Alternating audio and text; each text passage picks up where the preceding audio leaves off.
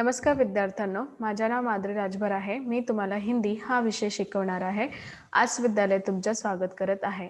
आज जो आपल्या समोर धडा आलेला आहे त्याचं नाव काय? 2 लघुकथा आहे. काय आहे? 2 लघुकथा आहे आणि हा धडाचा हा पहिला सीझन आहे.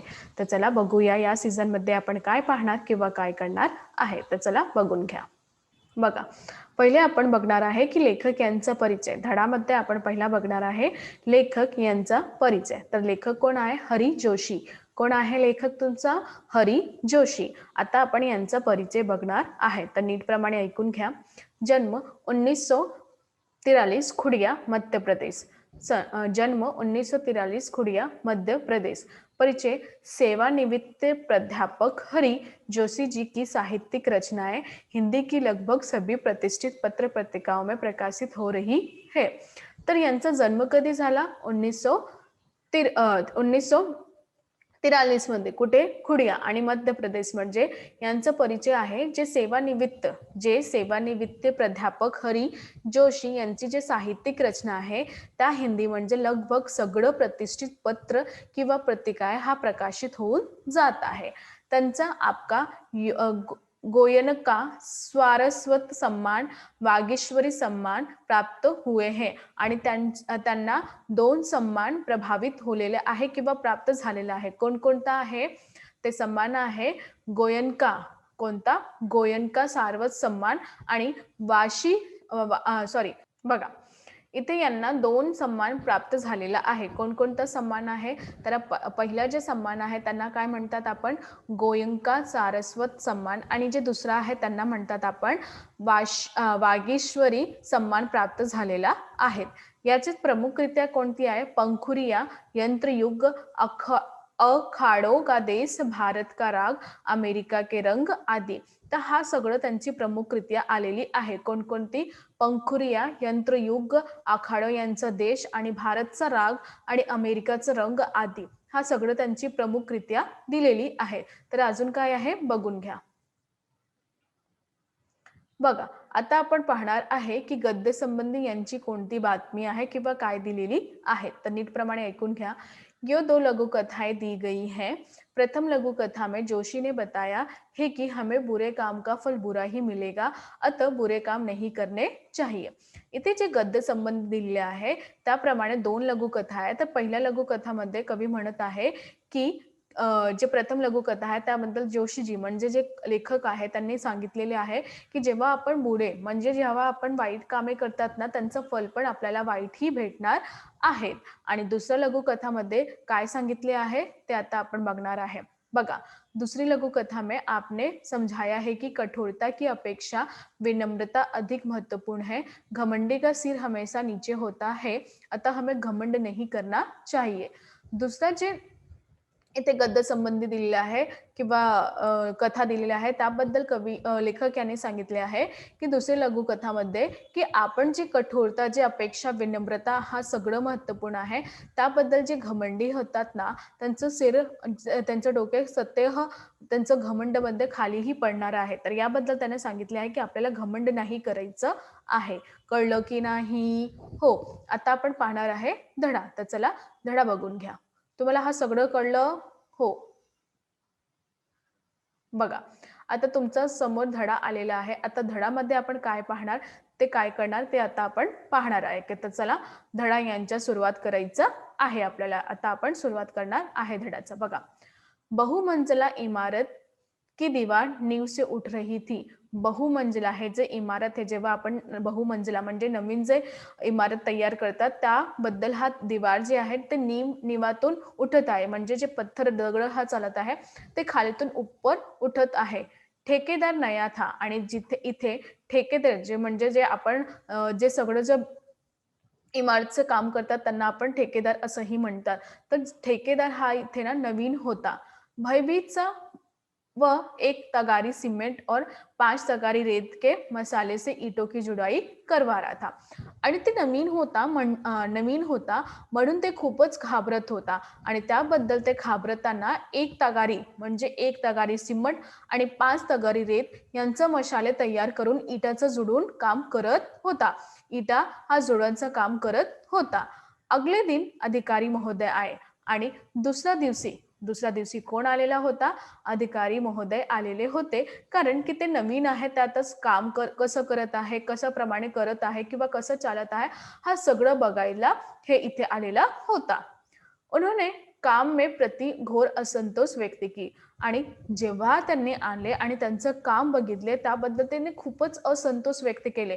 कारण की त्यांचं काम त्यांना नाही चांगले वाटले, त्याप्रमाणे त्यांनी त्यांचं घोर असंतोष व्यक्त केले. महोदय बोले ऐसा काम करना हो तो कहीं और जाइए. आणि तेवढ्यात ते महोदय काय सांगितले, तुम्हाला असं काम करायचं आहे तर तुम्ही इथून जाऊ शकतात असं त्यांनी सांगितले. कळलं? हो. तर अजून काय बघून घ्या. अगले दिन संस्कृति नए ठेकेदार ने एक तगारी सीमेंट और 3 तगारी रेत के मसाले से ईटों की जुडाई की. जेव्हा त्यांनी असं सांगितलं तेव्हा ते खूपच घाबरलेले होते की मला इथे नवीन आलेलं आहे आणि त्याबद्दल मला असं सांगत आहे तर मी काय करू. तर दुसऱ्या दिवशी त्या ठेकेदारने काय केले की एक तगारी सिमेंट आणि त्याच्यावर 3 तगारी रेत असा मिळवून इटेचा जुडाई तयार करत होता. कळलं की नाही? हो. संबंधित अधिकार आहे आणि त्याबद्दलही संबंधित अधिकार आलेले आहेत.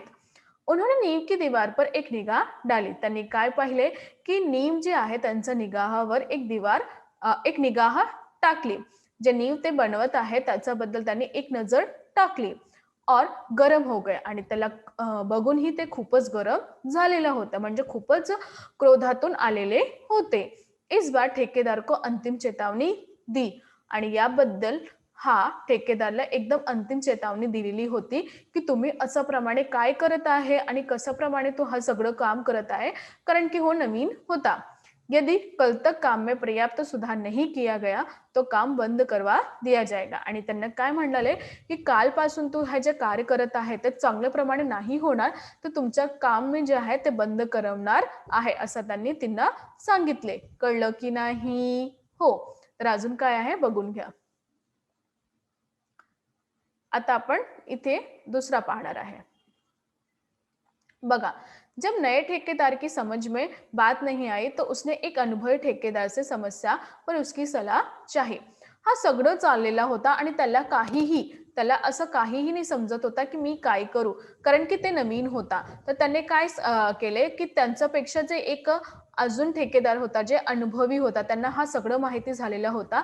त्यांनी त्या ठेकेदारला आपली सगळं समस्या आणि जी सलाह त्यांची मागितली, आपली समस्या सांगितली आणि त्याबद्दल त्यांची काही सलाह आहे माझ्याकडे ते त्यांनी त्यांचा वर बोलले. अनुभवी ठेकेदार ने बताया की महोदय रिश्वत चाहते हैं आणि त्याबद्दल जे अनुभवी ठेकेदार होता त्यांनी नवीन ठेकेदार यांना सांगितले की जे महोदय आहे त्यांना रिश्वत पाहिजे. काय पाहिजे? रिश्वत पाहिजे. इसलिए काम में कमी बता रहे आणि त्याबद्दलही ते तुमच्या कामावर कमी बोलत आहे. नया ठेकेदार ईमानदार था आणि जे नवीन ठेकेदार आहे ते खूपच ईमानदार होता व रिश्वत देने लेने की अपराध समजता था आणि तो रिश्वत घ्यायला किंवा द्यायला हा त्यांच्यासाठी खूपच मोठा अपराध आहे, त्यांना असं बोलत होता. उसने भ्रष्ट अधिकारी को पाठ पढ़ाने का निश्चय कर लिया आणि त्याबद्दलही त्या दिवस त्यांनी असं त्यांच्या मनात असं ठरवले की मी या भ्रष्ट अधिकारी त्यांना मला हा धडा शिकवायचा आहे की रिश्वत हा घेणारा मोठा अपराध आहे, तर याबद्दल त्यांनी असं ठाऊक केला. अगले दिन अधिकारी महोदय निरीक्षण करने आए आणि दुसऱ्या दिवशी पुन्हा अधिकारी जे महोदय होता त्याने निरीक्षण केलेला आलेला होता. ठेकेदार ने उन्हें रुपयों से भरा लिफाफा पकड़ा दिया आणि ठेकेदारने काय सांगितले की रुपयों से भरा जो लिफाफा होते त्या त्यांनी त्यांना दिले.